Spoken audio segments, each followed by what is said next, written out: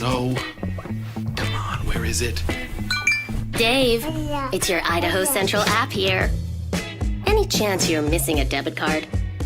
Let's get that taken care of for you. With ICCU's card control, you can turn any card off with the tap of your finger. You've got it. And back on again.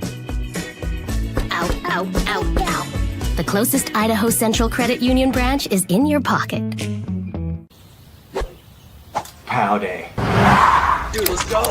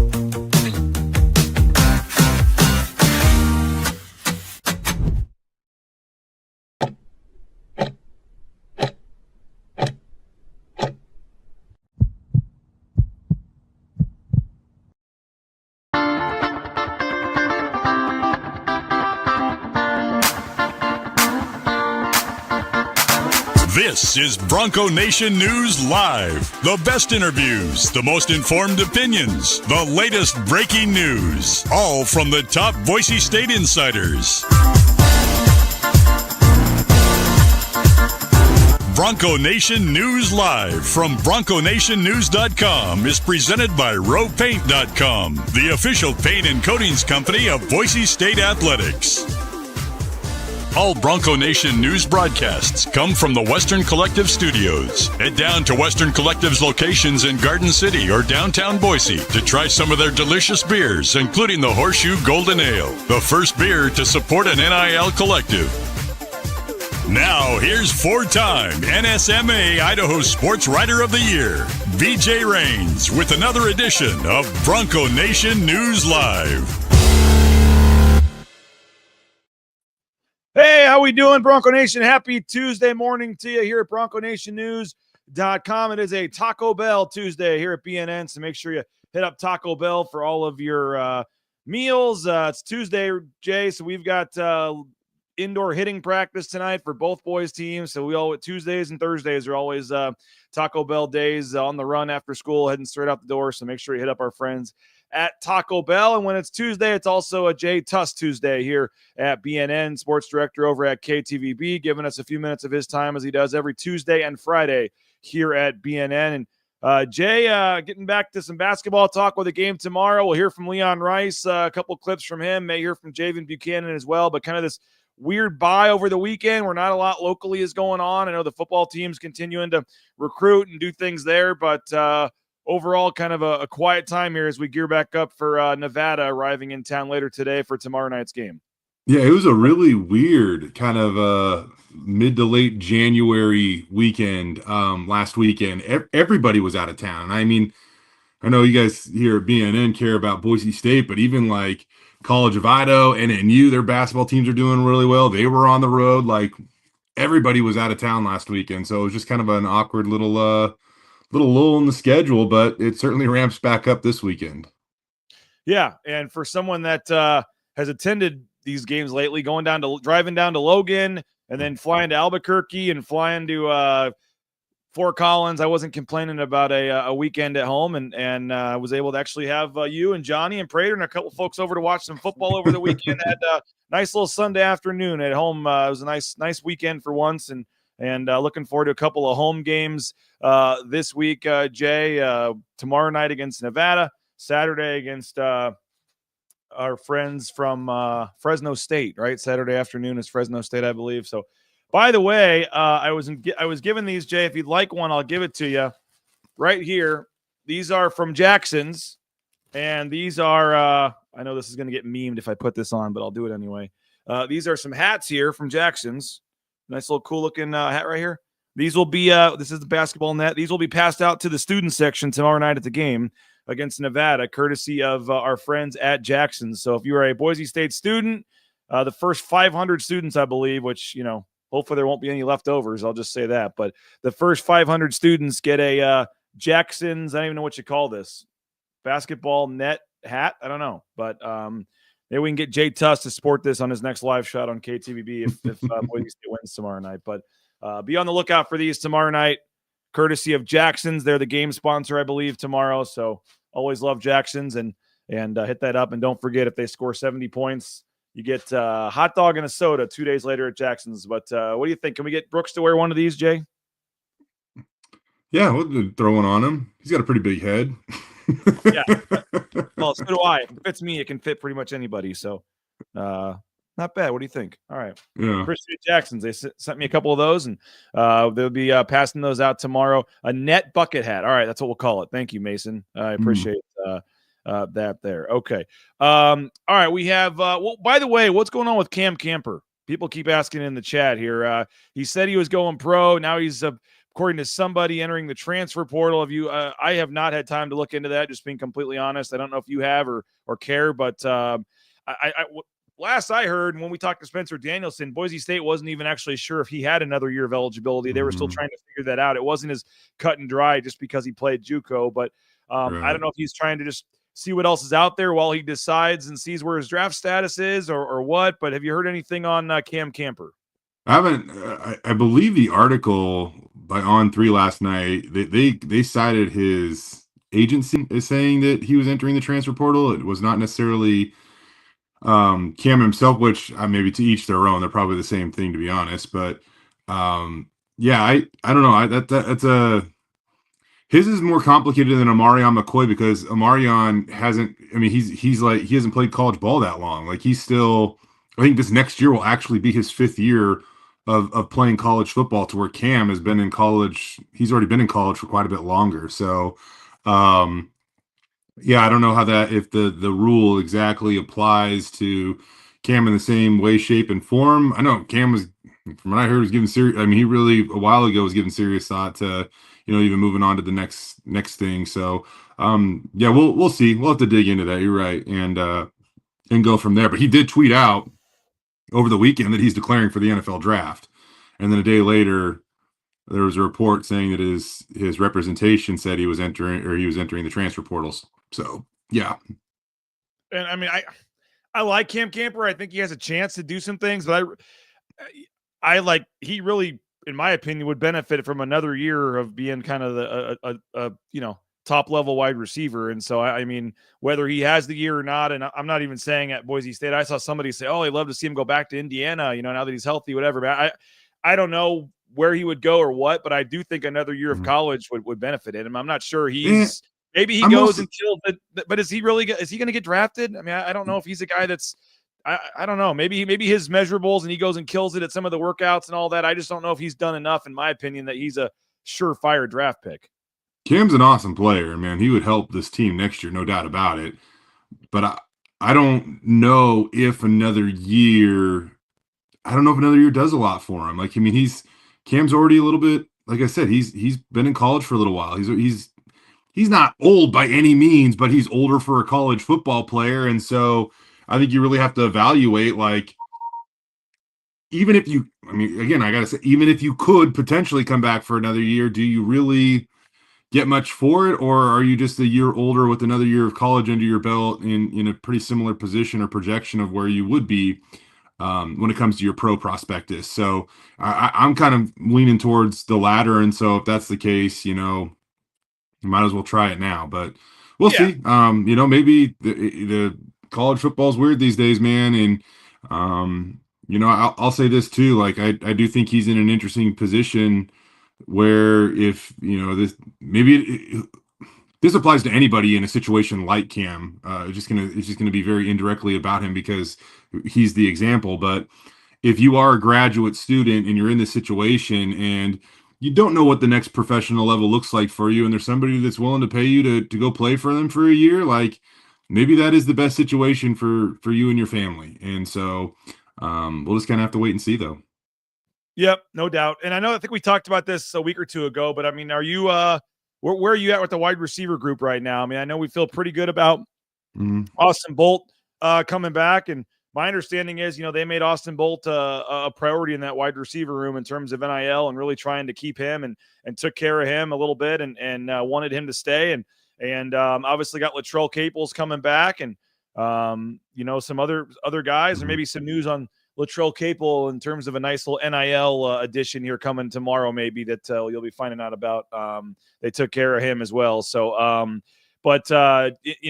I liked what I saw from Bates and some of the younger guys, but overall, they lose a couple of really experienced, productive guys in Prince and Cam. So what do you make of that wide receiver room? Yeah. And I know they're still out there searching, but another Cam Camper, another guy that's proven it at another level, or a guy that they can get that's a, veteran guy that's been at a Power 4 school or put up numbers elsewhere. Like, you'd love to see them add another starter type quality wide receiver if they can. And I didn't mention Chris Marshall. I mean, he still is a wild card in all this, but overall, where are you at with the wide receiver room? Well, you said that, Austin was a priority. Like, I think he was on the list of guys, that you'd want to make sure are happy. I think Latrell was probably the priority in the wide receiver room and making sure that they got him back. And as you alluded to, I think, they're making sure that he's happy. And I think that's a big one. Outside of that, though, I really like Cam Bates, man. Like, I think that Cam Bates could be a dude for these guys next year, and to really see his role grow and expand. And it would be nice to go get an addition out of the transfer portal that's a little bit older and stuff like that. But at some point in time, like, you also have to rely on your ability to develop some of these young guys. Like, they got to come along at some point in time. And so you do have Latrell and Austin that are older in that receiver room. You complement them with a younger guy like a Cam Bates. Chris Marshall is a wild card. But if you can figure it out, like, I hate saying this because I think that fans go too far with it sometimes, and nope.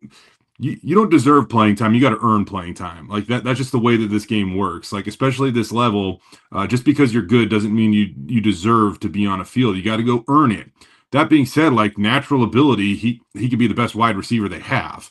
But that he's got to figure it out. They've got to figure it out, and the stars got to align when they haven't necessarily so far in his college career, and that's just the reality of it, man. Like, that is just the reality of it. So if they can figure him out, then the wide receiver room looks pretty good, but that's a big if.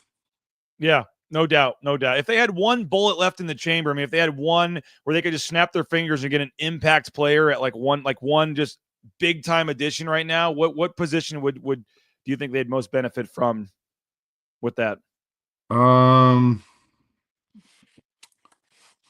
Honestly, I would probably say, just because the line is so important, I would say somebody on the either an interior lineman just to continue to pad that depth and add to that depth, or somebody to play opposite of Jaden Virgin Morgan, that provides a little pop. That being said, though, those guys are, I mean, that's hard to get out of the transfer portal. I think for somebody like Boise State with what they offer, it's just hard to be able to probably afford an impact pass rusher, if you will. I think those are more that's more for straight up Power 5, Power 4 programs where they can pay $1 million to try to go steal one from a group of 5 or something like that. So Hayden agrees with you. James says safety.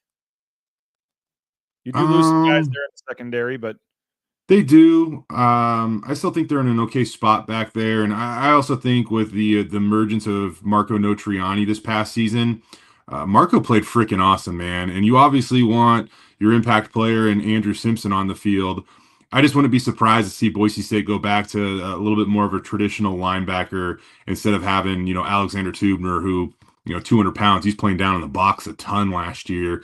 I think they probably go back to a little bit more of a traditional lineup or setup on defense, and that way you also don't need an extra safety, if you will, if that makes any sense. So I think they'll be okay back there. They got some guys that they're working on and developing on the back end. I'm not shocked, but somebody went quarterback, Yeah. starting Whatever. level quarterback that could come in and compete. I mean, It's hard. kind of a sleeper in that situation. I would also honestly say kicker. Everybody wants to, there's some recency bias with how Jonah did in the Fiesta Bowl, but I mean, come on now, like he's one of the greatest kickers in NCAA history. I mean, he really is and was. So they've got to find a way to replace that. I mean, for the better part of the last 5 seasons, every time he stepped on the field, you had extreme confidence that he was going to make a kick. And like I said, let's not get caught up in one recent game. Outside of that, man, that guy was really, really, really good. And every time he stepped on the field, you probably expected him to make a field goal. So I would even almost say, like, and I know they're recruiting the one out. I don't know if he's ever made a decision or whatever. I saw last week, The UCF Colton kicker. Boomer. Yeah, Colton Boomer, great name, by the way. That he had an offer from Boise State, so that something like that would be intriguing, probably. Yeah. Well, I'd agree with you. I think another big time pass rusher off the edge would be big.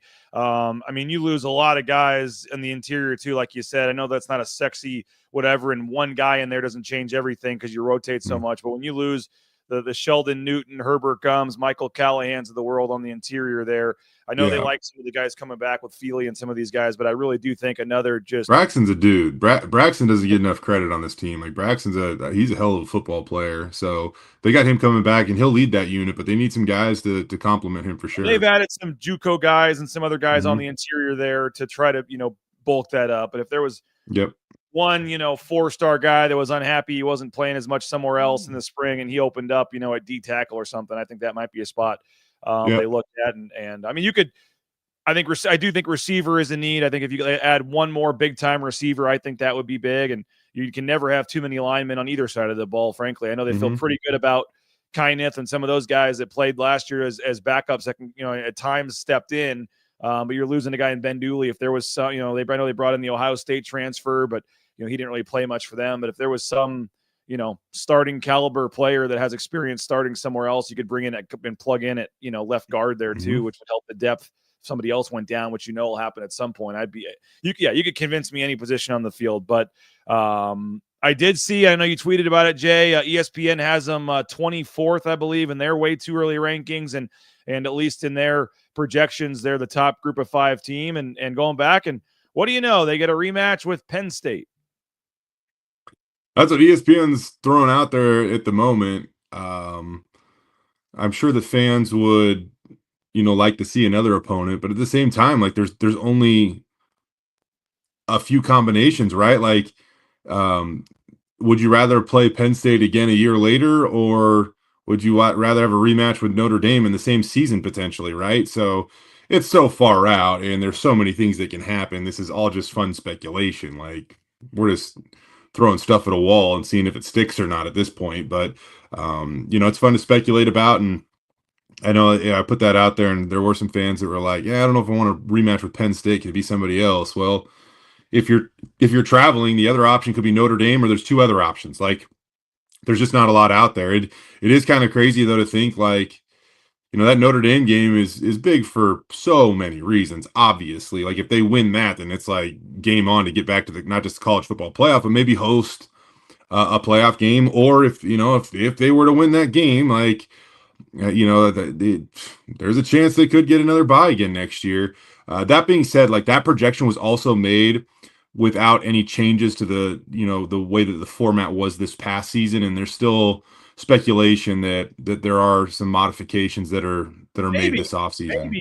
I don't know. I saw there was not a ton of appetite for the Big 12 commissioner and some of these commissioners to be like, it worked for us. Why would we give up $8 if you get a bye, because you get the $4 million for the bye plus making the next round? Like, why would we give up that kind of money when we don't have to, with the system being this year? The counter to that is, especially if you're like Gloria Nevarez or one of the smaller conferences, the Big Ten and SEC can be like, you do this, or next time we're not even going to give you a spot. Right. That's why the Big 12. That's why the Big 12. It's important that, I mean, I know that they haven't necessarily been willing to worked together on things in the past. But if you can't have the Big 12 kind of aligned with what the Mountain West and some of the other Group of Five schools would want in that situation, Yeah, because all it that's takes is really one, by the way, in this right. situation. I mean, as you know, Jay, but Yeah. this is the last year coming up of this format. So to make any changes for this format, it has to be unanimous vote. So if the Big 12 just says no, and the Big 12 obviously wouldn't get left out of the next one, so that would probably be the best situation for like a Mountain West schools for the Big 12 just to go, nah, we liked getting that 4 seed last year. We're not changing it. Yep. And then you just kind of remove yourself from the situation, which would be the best case scenario for a conference like the Mountain West, because they don't. Yeah, you can roll your eyes at it, not you, but I mean, just like people that are in the conversation. But there definitely is. I don't know if fear is the right word, but a worry that if you were to go against the demands of the SEC or the Big Ten right now, that you could definitely get blocked out of this thing hey, it's probably going to happen at some point in time in the future, but it could happen quicker than anyone wants it to happen in one of those conferences if you don't kind of bend what you're willing to do. So it's not like right now that they would, leave the Group of Five out of the playoff, but I just don't think they want to see, a Group of Five team getting a bye again. And so they're going to do what they need to do to stuck for 1 year. But also you would hope that the Big 12 and ACC and all these schools are better, their champions higher ranked than a Group of Five most years. Yeah. And it was just kind of a fluky thing the way it happened. But you never know. As you said, the schedule. I don't know if it is a fluke, man. Like, look at college basketball, look at college football, the NIL era. I mean, you do have certain programs that are spending a lot of money, but it has dispersed talent a little bit, and schools that had trouble recruiting in the past can now come up with money and potentially pay guys. I mean, look at Vanderbilt right now. I mean, that's a school with some cash, and they're figuring out a way to pool it together and actually, put some good talent on the field. So in years past, that just would not have been the case. And I don't know how much further we want to go on this, but I do think it's really funny that now Ryan Day is upset that there's tampering. Like it's just comical to me, because how many times have schools like Ohio State tampered, and now all of a sudden it's happening to you and your best player that's coming back next year, and now there's a worry about it. But here's the deal, though. If Ryan Day, if Kirby Smart, if Nick Saban, if all of these guys are calling for change or some type of regulation, like, what is it going to take? Like, what is it going to take if those guys are speaking up about it and nothing's happening? I just don't get it. Yep. I want to switch to basketball, Jay, but somebody's asking in here if that they heard the Pac-12 is going to invite more teams this month. I haven't specifically heard that, but where are you on the eighth team, the eighth football playing team, and what you think? I'm still holding out hope as someone that loves Las Vegas, is going to Las Vegas twice in 5 days next week, as someone that has a business partnership with folks in Las Vegas. I am holding out hope for UNLV and making not trying to hide that at all. I think UNLV, personal reasons, but also for this conference, I think in terms of some of the other schools being thrown around, I think UNLV is just as good of an option. And, when you factor in location and city and everything else and where the football team plays and things like that, I still think if there was a way that with this lawsuit, if they're not able to have the exit penalties and all of a sudden, they can't do that. And that allows UNLV to get out of their deal with the Mountain West. And I even was talking to John Canzano or somebody that I saw say, hey, if they don't have to pay the fees, well, then all of a sudden maybe the Pac-12 can take that same money they were going to give to the exit fee and just turn around and go, you know what? I know you were getting 20 from the Mountain West. Well, we'll still give you that 20, but now you can come be with us. Well, there's no chance. I mean, of course that UNLV would take that. So I know it's still probably a long shot. All this stuff has to fall right. But if they were able to find a way to get out of their deal, I would love to see UNLV. I'd be fine with Memphis as well. I know it's a little out there in terms of the distance and all that, but I just don't want to see a Texas State or a Sac State or see them really have to reach here a little bit, in my opinion. But I'm holding out hope for UNLV, but it is, been quiet for a while, Jay. It's almost been too quiet here. So, behind the scenes stuff's going on.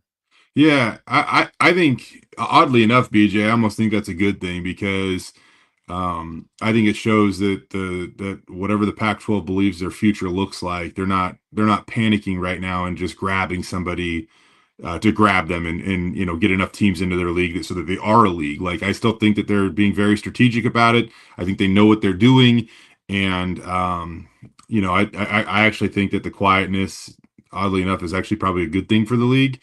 But there's also some litigation that has to play out right now with the Mountain West and the exit fees and things like that. And Mountain West promised a lot of money to a school like UNLV to stay in the league, right?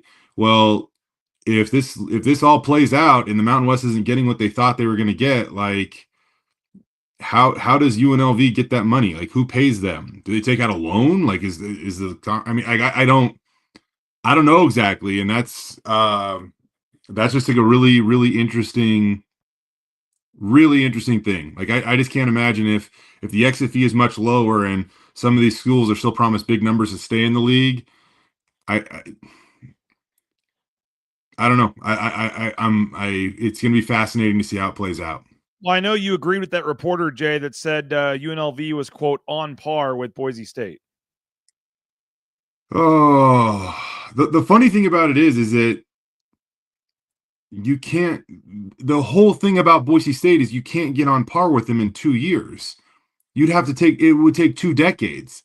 Because the thing about them is they're one of the most consistently successful programs in all of college football. Like, you can't get on their level in 2 years. It is what it is. Especially when you go 0 for 3 against them in 2 years, including 0 for 2 in your own house and 0 for 2 with a title on the line. Like, I really think, I really love the direction that UNLV is going. It's funny because somebody also replied to that is that they even have a better coach now than they did before. Like, I don't know if I believe that either. I can think highly of Dan Mullen, but also, man, Barry Odom did some freaking work at UNLV, and there's a lot of praise for what he did there. But yeah, you can't get on Boise State's level with 2 years of success after never winning. Even Mullen said, like, at the basketball game, I don't know if you saw the video, but he's like, we're going to compete for Mountain West championships and something along the lines of we're going to get back to competing for national titles. And I'm like, wait, what? When did I miss something? Now, in fairness, this year they were 1 win from making the college football playoff. As crazy, probably, yeah. But guess what? Guess you said they were 1 win away. Guess who they went 0-2 against? Yeah, somebody pointed out the last calendar year they've lost 3 times to Boise State. Yeah, so I don't know. I get the excitement, have fun, go crazy. UNLV is a good program. I also wouldn't just think that you can, one thing that the difference between Boise State is they can find ways to replace good players. Can UNLV find a way to replace Jackson Woodard? Can they find a way to replace Ricky White III, not only as a receiver but on special teams and as a leader? Like, we're about to find that stuff out. Well, we got 215 days or whatever it is, I guess, but those are things you just cannot assume, especially with how good those dudes were. Jacob DeJesus, one of the best special teams players in the country. Yep, I agree. Well, we'll see, because I think it's setting up nicely for Boise State this year, kind of go out guns a-blazing, so to speak, and do it again. And kind of this will be interesting. The Mountain West certainly benefited and milked every second of Boise State's success this year. Now that you're in the last year of the league here, I'm sure they'll do it again, but it's going to be interesting. And like I said, a lot has to happen. If I put it at percentages, I'd still say it's 20%. Maybe that's too high that UNLV could get out of that and come in. But I still think that's the team that, for a lot of reasons, makes a lot of sense. I don't know why they wanted to stay with that group of teams and not. And maybe it was to try to just rack up a lot of wins and run things and be the top team in that conference. I don't know. And maybe it literally just came down to they're $20 million in debt and they had a lifeline to get out of debt, and they'll worry about the rest of it in 5 years when it all goes again. But I think that pack, if you add UNLV, because say what you want, they've won a national championship in basketball. Like, I know the football team is what it is, but UNLV is a brand, dude. They are a logo. They are a brand. They're in Las Vegas. Like, I think they would be a benefit to that Pac-12 if they could somehow pull it off. And we'll see what happens. 20%, is that still crazy high, or is that 10? No, I'd leave it at that, just because, like I said, depending on the way that this buyout stuff is negotiated and settled in court, that 20% could swing massively in either direction. And just to clear this up, BJ just wants the free trips to Vegas. Yeah, I did say that's correct. Ray, that's correct. Circa's not paying for my flights. They're not, we have a deal there for some rooms. So yeah, I can stay for free there, but I don't, that's part of our marketing deal there. But yes, I don't, they're not paying for my Southwest flight to come to Vegas all the time. I'm still paying for that. Yeah, but depending on when you buy that, it's like $49. when I buy it 4 months early and don't wait for a week before the game, like some folks, but yeah, you get a little bit of better deal sometimes on things. But next week, I mean, I'm not going to complain to go down there for the UNLV game and then going back for the third year in a row to watch the Super Bowl down there. So it's, I am taking two. It almost worked out perfectly, Jay. If it could have just been the Saturday night game instead of the Wednesday or the Tuesday game next week, would have. But I'm not quite that lucky. So, no, I mean, people, the math is in. I've seen the numbers. I've seen the math, dude. There's like 1,000+ people a day in Boise that fly to Las Vegas every day. They've got nonstop flights on multiple airlines. Like there's a connection with Las Vegas and just how close it is to Boise. And I think UNLV makes a ton of sense if they can figure out a way to, pull it off. But we'll see. We'll see. I do want to talk a little basketball here. I want to hear from Leon Rice, Jay, in just a second. But folks, you're watching this show free of charge on YouTube, thanks to a lot of our sponsors, including today's show sponsor, Taco Bell. It's a Taco Bell Tuesday here at Bronco Nation News. TacoBellWorks.com is their website. Check them out, TacoBellWorks.com. They're applying. If you want to apply for a job, they are hiring right now. You can just go into the local Taco Bell locations and fill out the paperwork. Free food while you work. Half your pay the very next day after your shift. A lot of great promotional opportunities, great work environment. Highly, highly recommend a career at a Treasure Valley Taco Bell location. And oh yeah, the food's pretty darn good as well. The $7 Lux Cravings bowls, the cantina boxes, the Cantina bowls, all the slushies and different things. And like I said, whenever you go in there, there's a good chance you'll see the owner and his family literally eating dinner there. That's how good the food is. It's happened to me multiple times here at the Eagle Road location. So TacoBellWorks.com. Check them out. The SM Management Group, the Nicolason family. We appreciate their support of Bronco Nation News. Our title sponsor is RoePaint.com, ROEPaint.com. Our title sponsor. Check them out if you're looking for concrete coatings, looking for interior, exterior painting. They're coming out to do a drywall and painting project on our house. We just got the estimate yesterday. Mike came out. And we were happy with the price, going to move forward with the project, and they just do a tremendous job. So ROEPaint.com, all your painting needs. Hit up our title sponsor, RoePaint.com. Looking at Thursday night possibly for a Tyson Degenhardt show, Idaho Central Credit Union, ICCU.com. We'll let you know about that tomorrow, hopefully. But assuming the game goes well and they can win tomorrow night, I think we're hoping for a show on Thursday night. Idaho Central Credit Union, ICCU.com. And I got to get this graphic updated, Jay. I don't know if you've seen it or not, but ICCU has just in the last week or so come out with a new logo. So new logo, new branding for ICCU. And you'll be seeing their new logo pop up on their locations and their marketing and branding. But ICCU has a new logo now, Idaho Central Credit Union. And we appreciate them and their continued support of Bronco Nation News. Hey, Snake River Pool and Spa, patio and game, thespateam.com. The boys were out in the spa last night on the back patio there. Snake River Pool and Spa, patio and game, locations in Twin Falls, Boise, Meridian, Nampa. Been around since 1978. They're part of the Boise State home team. It's the perfect time to get out there and get that spa for the back patio. But they've also got the pool tables and dart boards and things for the game room. They got the saunas. They got you covered. Check out one of their locations or view their full inventory online at Snake River Pool and Spa, thespateam.com. The Blue and Orange store, they got the new jerseys. They still got some Fiesta Bowl gear. They got the Ashton Genty stuff, but a basketball season in full swing right now. If you're looking for a Boise State basketball jersey, they got you covered. The official Nike jerseys that the players wear, coaches' sideline apparel, hats, all that good stuff. You can check that out at the Blue and Orange store, theblueandorangestore.com. I mentioned tomorrow, 4 o'clock, they're going to be doing an NIL signing over at Lithia Ford of Boise. We'll have that covered and get some more information on you. They've got some returning guys like Matt Louder, obviously, who's already rocking the vehicle from Lithia Ford, but they've got some new players they're adding as well. So pretty cool that Lithia Ford of Boise is stepping up, signing some new athletes, and when it comes to NIL and the transfer portal and keeping some of these guys, Lithia Ford Boise, lithiafordboise.com is the website. View their full inventory and return the favor, folks. They're stepping up and supporting the NIL game and supporting Boise State.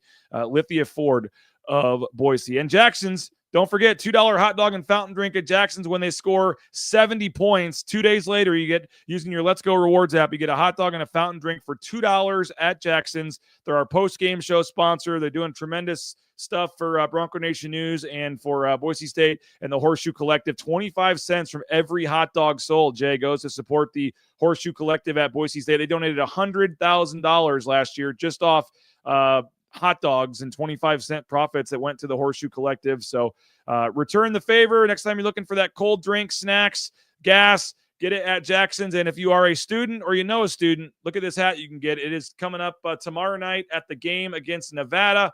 And yeah, they got the Jacksons hats here. And if you missed it earlier in the show, kind of a cool little basketball net bucket hat that they are, I think as part of Jay's pay. Maybe I require that he wear this, during a show moving forward here. But Jacksons, appreciate them for their support. And you'll see 500 students. They can get 500 students to show up rocking these hats tomorrow night at the Nevada game at Extra Mile Arena. And Jay, I hate to say it, you're 5-4. It's late January, whatever they are in conference now. But I mean, it is a quote big game tomorrow night. You have a ticked off Nevada team coming in that lost a lot of close games, then has lost the last two, by wide margins. And they're in a very similar spot as Boise State. They were projected to be one of the better teams in the conference. And they come back with, Trey Coleman, Nick Davidson, KJ Himes. I mean, some of the better players in the league, and they added some nice transfers. Kobe Saunders. I mean, they felt really good about things there in Reno,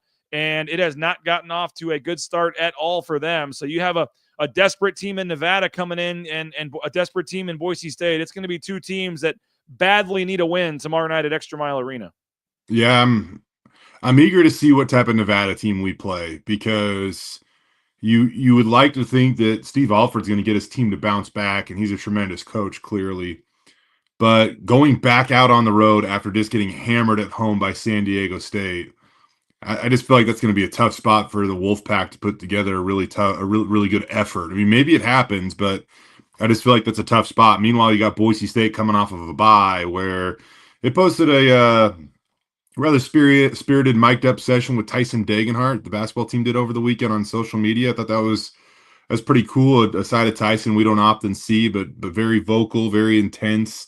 And that's what this team needs right now. They need to figure out some things. They need to figure out how to get stops on defense. They need to figure out the starting five they need to move forward with, and that sets the rest of their rotations based off that. They need to be a little bit more consistent. And more than anything, they probably, I would say, BJ, for the next 2 or 3 weeks, it's not even worth looking at the standings, the net rankings. I mean, we get to do that because that's what we do. But for them, any of that stuff, I wouldn't even look at it for the next 2 to 3 weeks, because you got a lot of work to do before any of that stuff before any of that stuff carries the meaning you wanted it to, when the season tipped off a few months ago. And you look at the numbers, though, Jay, and as bad as it is, like, they are projected by Ken Pom, at least what the numbers say. They have 11 games left. I don't know if you've looked at this or know this, but I mean, they're projected to win 9 of the 11 games. The overall aggregate has them losing 3 games, going 13-7 in conference. So that would have them at 8-3 in the last 11 games, just taking the percentages and putting them all together. But in the individual games, they have them only projected to lose at San Diego State by 6 and at Nevada by 1. A couple of these games are close. At UNLV is a 2-point win. Some other ones at let's see what else they got. Home is 2 points against Utah State. Another close game against Colorado State at home.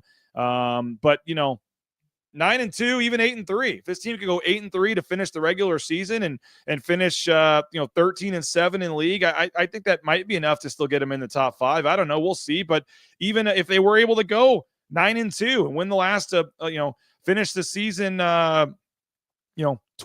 I think it would be, if they could do that, or what would that be? They're at 4 right 21. now. 7, yeah. 22-9, I think, and they'd be 6 conference losses, so 12-6 in conference is still they got 20 games now. I'm terrible at math at 9:40 in the morning. They're 5-4 and they got 11 games left. If they go 9-2, 14-6, right? So is that where they want to be? No. And maybe you're foolish right now to go, yeah, we've seen enough. Sure, this team's going to go 9-2 to finish the season. If this team goes 9-2 to finish the season, you absolutely take it, because it means that you're playing some pretty good basketball going into the Mountain West Conference tournament. I agree, but like I said, it sounds crazy, but that's what the numbers still say about this team. The numbers are still, and Leon Rice pointed out yesterday, Jay, and I'll play a clip from him in a minute, but I'll do that after you exit. But I mean, it's not the same because they don't have the number of quad 1, quad 2 wins. Like, their resume is not even close. But Leon Rice said yesterday, right now, if you go back to this date in the season, their Ken Pom and their net are both higher right now than they were at this point last season. I know the net kind of continued to rise. I don't know if, They did add a new tab where you can go back day by day to check net, but that's for this year. I don't know if they have that for last year, and so I don't know if we can check that. I know in the Ken Palm I can do that real quick. Right now they're 55, and this is January 29th. You go back to January 29th. They were 61 at Ken Palm, Jay. They're actually better at Ken Palm right now than they were last year. They already had some more quad one wins, and then down the stretch they were able to definitely get some. But they do have 2 quad one wins at the moment because, as of yesterday, because Clemson bumped back up to 30. So as of yesterday, they were 2-3 in quad one play. But I mean, more than anything, BJ, I get what the numbers say. I get it. Well, Leon Rice is just trying to do anything he can to try to rally the troops here and say it's not as bad as it looks. A lot of winnable games left. It's a new season. Let's go get them. The reality of it, though, I felt better about last year's team than I do this year's team because at least we knew who was going to be on the court and when they were going to be on the court. And this team, that is still just kind of a up in the air thing that they're figuring it out.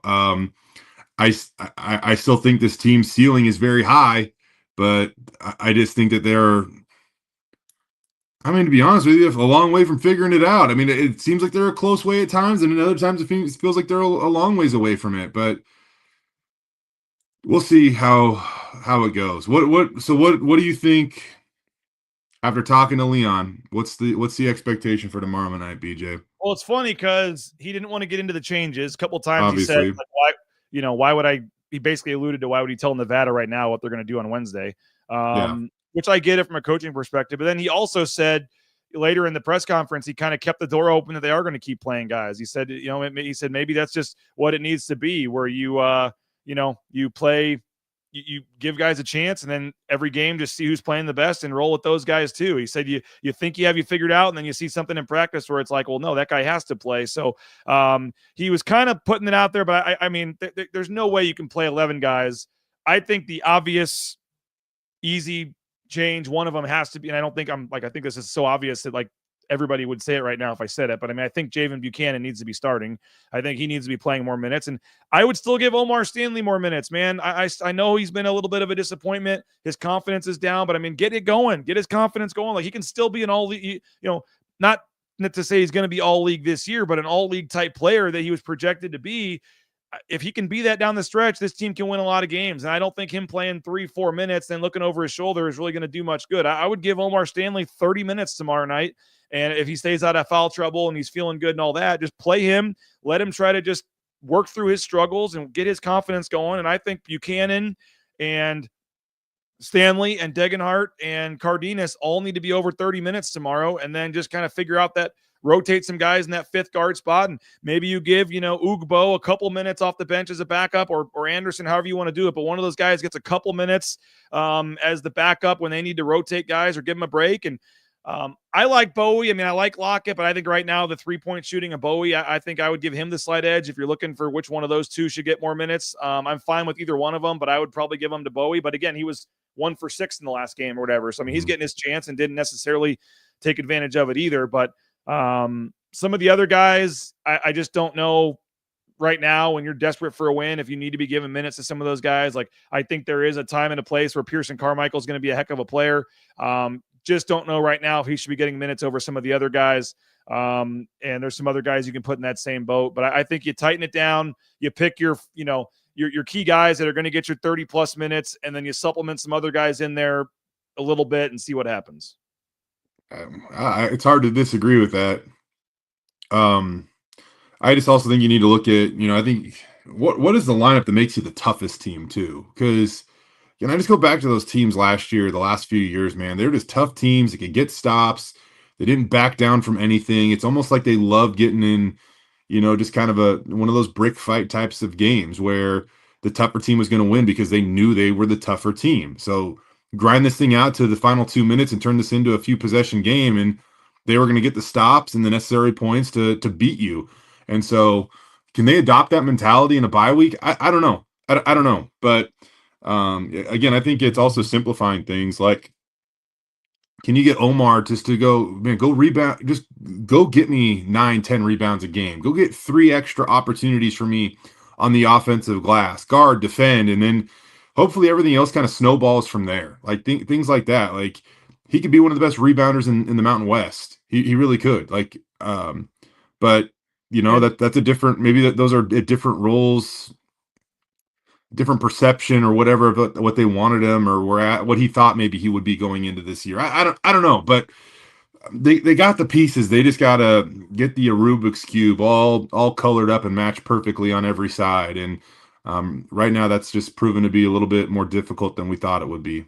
And I think, Jay, I mean, I think if this is right, but I mean, when I counted, I think this is like, I know the 3-point shooting hasn't been great. I get it. But overall, you look at the offensive efficiency numbers. I think the offense at number 38 is the second best offense they've had in the Ken Palm era. I mean, you're talking about Yeah. 29 years of data, and it's statistically the second most efficient offense that they've had, second or third.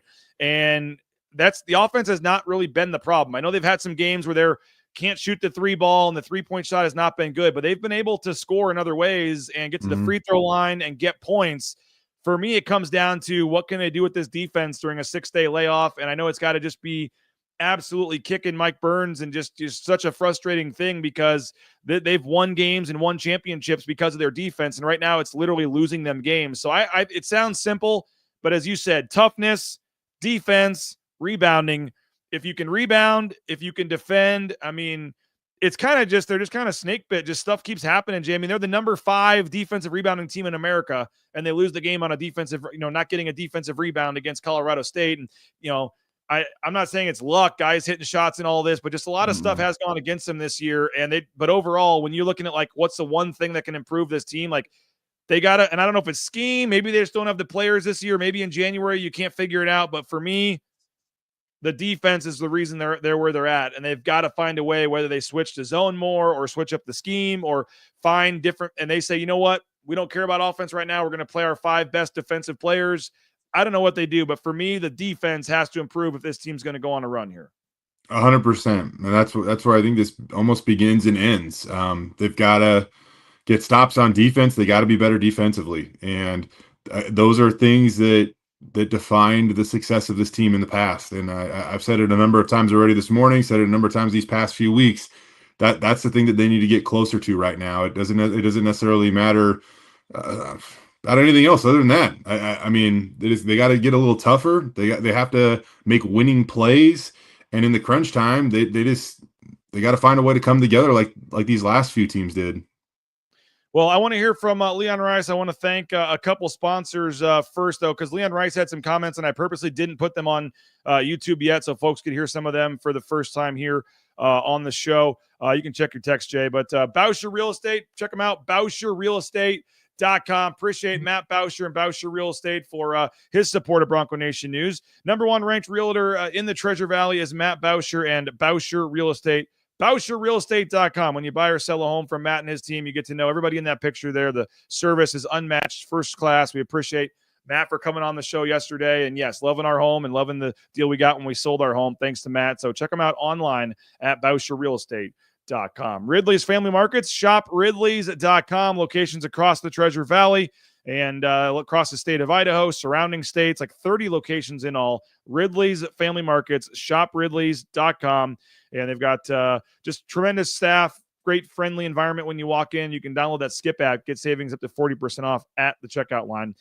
Speaking of jobs, I mentioned Taco Bell was hiring earlier. Well, Transportation Compliance Service can help you if maybe you're thinking about the trucking industry. Maybe you've never thought about a career in the trucking industry, but it's a booming industry right now. You can kind of make your own hours, get out there on the open road. Very independent, out there on your own. And so Transportation Compliance Service is a local company here in the Treasure Valley, helping folks get the DOT overweight, all the permits, paperwork, everything signed up all over the United States. So if you're thinking about the trucking industry or a new career, check them out. Transportation Compliance Service. Hey, Lean Feast, leanfeastmeridian.com, 10,000 plus combinations, whether it's steak, shrimp, chicken, fish. You pick how much you want. You pick what you want. It's all fully customizable, and they deliver anywhere in the Treasure Valley. So, there's no excuse to not eat healthy. You literally don't even have to go there. They'll just deliver it to your house. It's good in your refrigerator for 5 days. You can order on a Sunday or Monday and have food all week. Pop it in the microwave for 2 minutes, and you're eating surf and turf at the office. Great. Awesome group over there. We appreciate Dave. They're feeding the football team, the basketball team, and if you want to get the same, meals that are fueling your favorite athletes, you can do that at Lean Feast Meridian. Hey, Signature Roofing, mysignatureroofing.com. They're the sponsors of our voice inbox, speakpipe.com/BNN. Anytime you have thoughts, anytime, day or night, you can leave us a voicemail, speakpipe.com/BNN, and we'll play those on an upcoming show. Signature Roofing, covering our community for more than 20 years, whether it's a repair, a re-roof, inspection, an estimate, they got you covered. They got an NIL deal with RJ Keene. They're just good people, are doing good things in the community. And again, you can check them out online at mysignatureroofing.com. Let's hear from Leon Rice, Boise State head coach, talking about trying to get back on track after this bye week and what the last couple of days have been like for him. And we got a lot of stuff done, and when you're just going game after game, it's recovery, it's scouting, it's hard to get a lot of stuff that you need to get done for your team without wearing them out. And so, that was a tough little stretch, a lot of games and a lot of days, and all 3 or 4 on the road, and some big emotional ups and downs, and so it was great to have a few moments to catch our breath, gather ourselves, and work on some of the things we want to work on. I know you had told BJ changes were coming out. Know what you want to share, or if you want to share anything, but are there any insights you can give us on what kind of some of those changes might be? No. Because, the interesting thing about this team is I'm still evaluating everything day to day to day. And there's always the recency bias. And so you got to always look at the big picture. But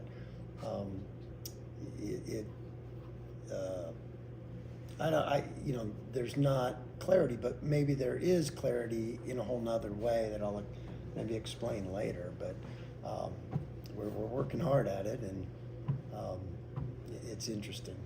But I think part of this is just the changing era, and you got to keep adjusting to that. And part of the adjustment of the changing era is rosters that are going to change. You don't have I've known this guy for 3 years. I know what I'm getting out of him. I've had this guy, coach this guy for 3 years or 2 years. You don't have as much of that anymore, and so it throws more variables into the equation, and that's just the way it is. That's what we got to figure out, and we got to be able to adjust on the fly. And so I think this is more of what you're going to see in the future. This is more of the norm than the old. Here's our starting lineup on day one, and it's going to be the same for 30 games. Plus, the starting lineup is always something that's a bigger deal to the old ways, and you start these 5 guys and then you give them a 2-minute rest and you play them all 35 minutes. It's probably not the reality anymore. It doesn't really matter who starts. It's the rotation and who's out there the most and who's playing good. And I think that's when you can slice it any way you want, but that's what I'll say is that the reality is I just have to figure out who's playing good during each game and go there as much as I can. Is there a difference between being, and maybe you're just kind of going through this process and learning this right now, you've always been a developmental coach, now you have to be a transfer portal coach. Yeah. Is there a difference? Oh yeah, there is. And I think as a developmental coach, like I said, you see these guys when they're sophomores and juniors in high school, and you're projecting of, okay, well, here's their road and here's their road map for their success. Here's what they're going to be like when they get there. And you have this whole vision built out, and all of a sudden, as a transfer portal situation, you don't know all that history and where they came from maybe, and their journey and what they went through and how they reacted in all these different situations. And, because you didn't watch 3 years of their high school and 3 years of their summer, and so maybe you just don't have the knowledge that that all that background knowledge that helps contribute to being able to coach them the way they need to be coached, be able to develop them the way and then get the things out of them that you think you're going to get out of them. I know the plus minus isn't everything in basketball, but a guy like Jaden was plus 18 in that game. Mm-hmm. What is he? I know he's been one of those guys that's been up and down at times this year, but is he at the point where maybe you try to give him a little bigger role? Well, we've tried in the last 2 games, and the only reason I wasn't able to, because foul trouble. Right. And, so that becomes a guessing game too, because like do I take him out now so we can have him the last possession? And then those are just guessing games, and that. So a big part of his minutes is based on his ability to guard without fouling and good technique, all that kind of thing. Because he's a physical player, and so that's important. Because hey, he's playing great. You're right. We want him to play more minutes. I mean, those games in the Cayman where he kind of took over. Yeah. I mean, you kind of just keep going back, knowing that's in there too. I mean, you see some of the flashes that he has, and kind of you kind of think he can be an all-league player here. No doubt. And I thought that all along. But like I said, he and I talked actually a couple of weeks ago, and I said, hey, the whole key is for me to, because the guys want to stay out there more. I'm like, the whole key for you playing more is your ability to guard without fouling and be physical without fouling. And so that's a challenge for him, and he'll help the team when he can do that a little bit better. It'll help us defensively, and it'll help him stay on the court.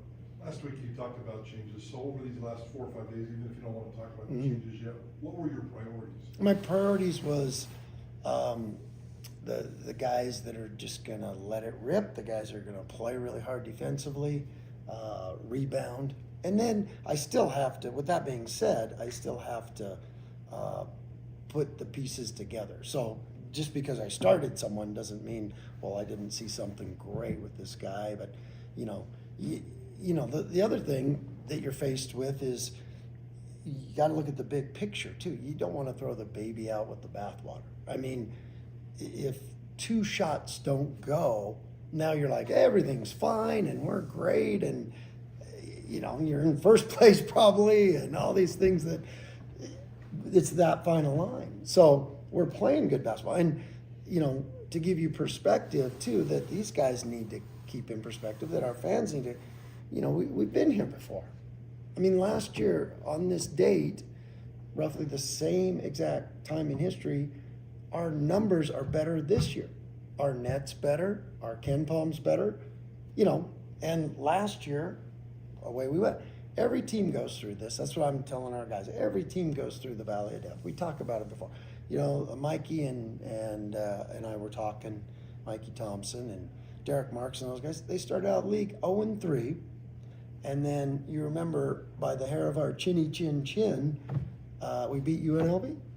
The guy made the shot, but it was still in his hand. I mean, that final line, we would have been 0-4, but we weren't. We were 0-3.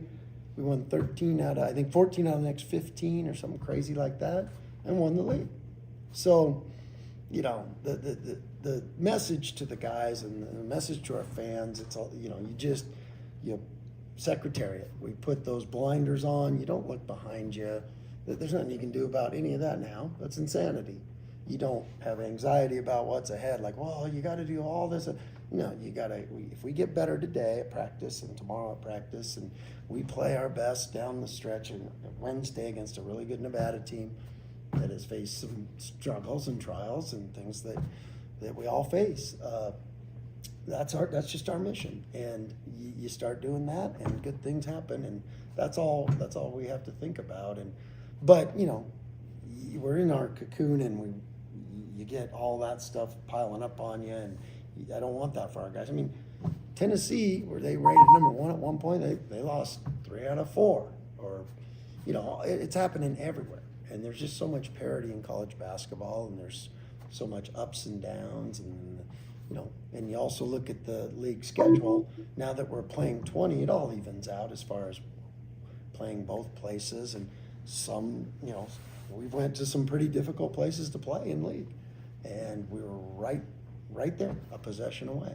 There's things we can get better at, so that doesn't happen. There's things I can get better at with this group. There's things, there always is, and we're gonna keep plugging away. And that's why we need our fans Wednesday. It's a big one. We haven't played for a week. We want to get going. We're back here at Extra Mile. That we don't have many games left with this special group of guys that I love. We lift each other up. These guys are special. If you're, we all have those moments of tough losses where guys are down. This group just lifts each other up. We have the greatest practices, the greatest moments together, and we have fun being with each other. They're just awesome guys, and so there's no feeling sorry for yourself. There's no, we're enjoying our time together. I mean, you know, I get those panic moments of I don't have that many days after Tyson. You know, he's been a cornerstone of this university, not just this program. And I'm going to cherish every second I get with him.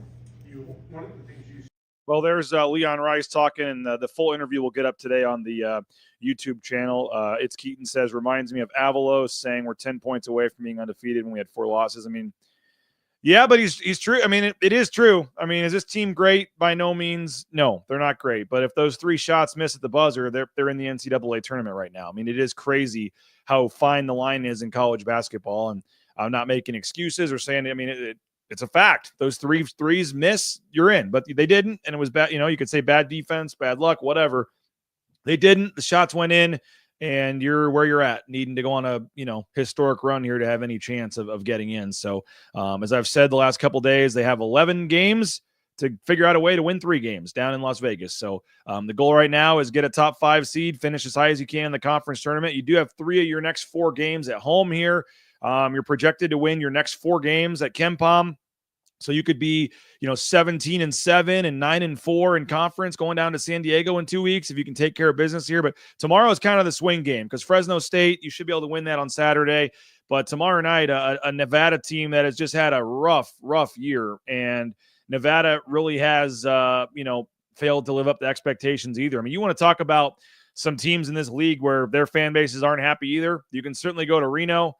I mean, I think you can go to San Diego State. I mean, they're 6-3, and they almost lost to Air Force, and they would have been 4-4 in the league if they would have lost that Air Force game. Needed overtime and a coast-to-coast layup there. I mean, San Diego State certainly hasn't been what they've been. Already losing 2 home games to Utah State and UNLV. Nevada, as I said, is another disappointing team in the league so far. So Boise State's not the only one to this point where fans are wondering what's going on in terms of failing to live up to expectations. But Nevada lost by 2 points to Colorado State. Then they lost by 3 points to Wyoming. Then they lost by 5 points to Utah State. And then they lost in overtime by 1 to Nevada to start out Mountain West play 0-4. They then came back and beat the 3 worst teams in the league. Fresno State, although they needed overtime for that. Air Force and San Jose. They got back to 3-4 in the league, and then they have since lost on the road by 21 to Utah State, and then just lost at home by 19 to San Diego State. They only scored 50 points in that game. So they're coming in here on a 2-game losing streak, 2 blowout losses, and they're 3-6 in the league, 11-9. So they're even in a worse spot than Boise State is, but they've got Nick Davidson and they've got Trey Coleman, and so they've got some good players. So they're another team that could get hot and scares you a little bit. So I mean, there's very similar storylines with Nevada and Boise State heading into tomorrow night's game. Somebody's asking about the audio, and there's an adjustment on the Zoom game. I don't use Zoom, but no, there's nothing I can do once we play it off the computer. It is what it is. So you just get stuck with some of these videos being a little lower audio. If I have more time, I can go in and boost them up. I didn't on this one, so I apologize. But a lot of times you just need to get in a habit of turning your sound up a little bit on your TV or your phone when we play videos, because for whatever reason they just play a little bit lower, and I apologize for that. We're a 1 or 2 big lead at this point, unfortunately. Yeah, probably so. I would say I still think 2.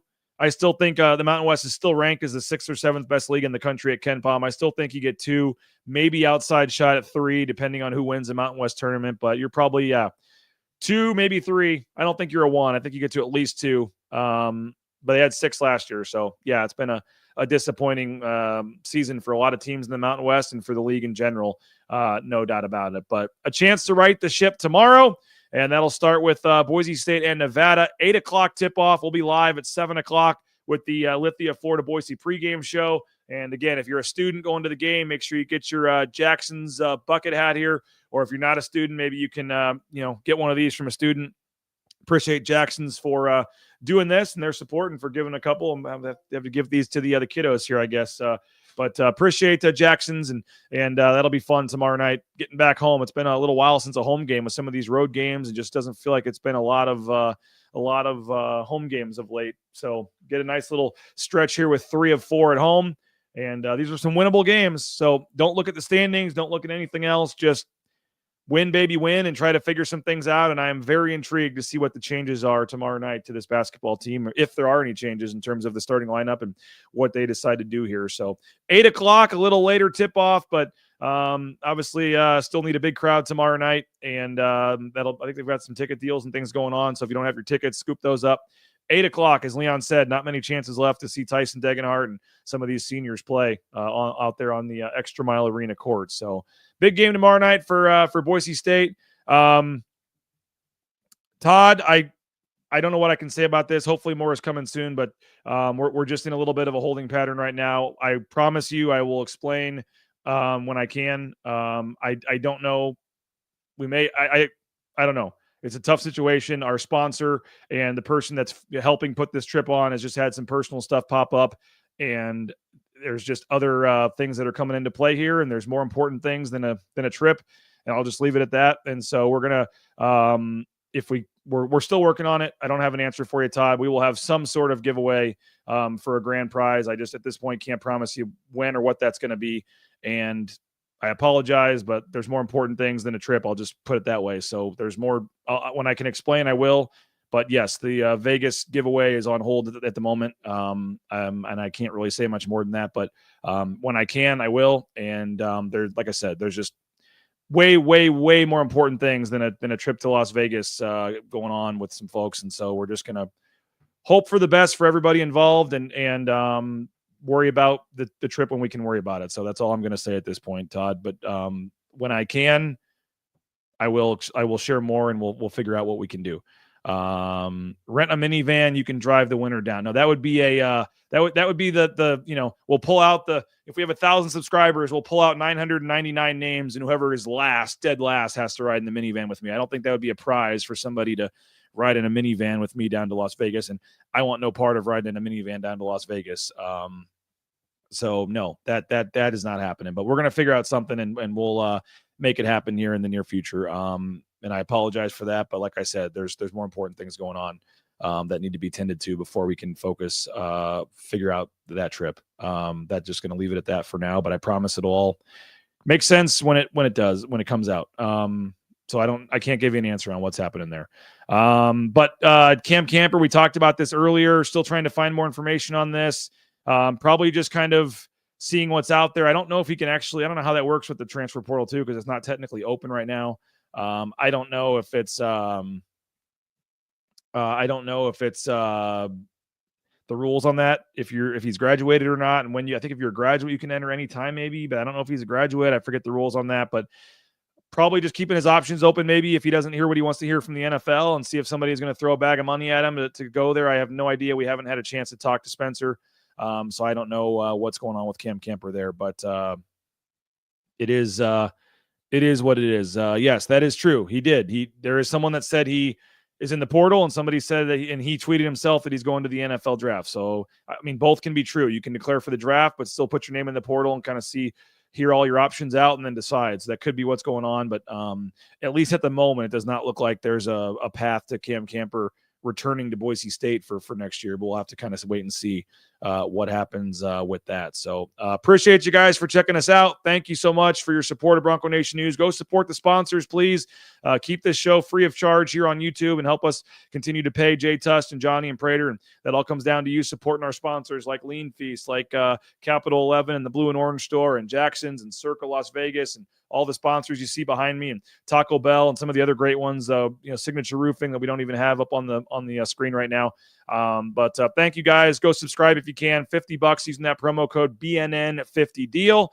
And we'll have an article going up here shortly, a football article from Nathan Carroll. So make sure you check BroncoNationNews.com. We'll get the full YouTube interview with Leon Rice and Javen Buchanan up on the YouTube channel here shortly as well. And then we'll talk to you tomorrow. We got some football tomorrow. I think Michael Callahan might join us again. We'll have Brad Bedell.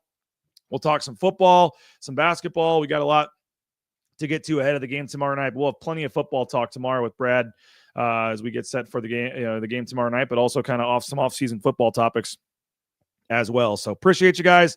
Have a great rest of your day. Check BroncoNationNews.com. Go subscribe. Tell your friends.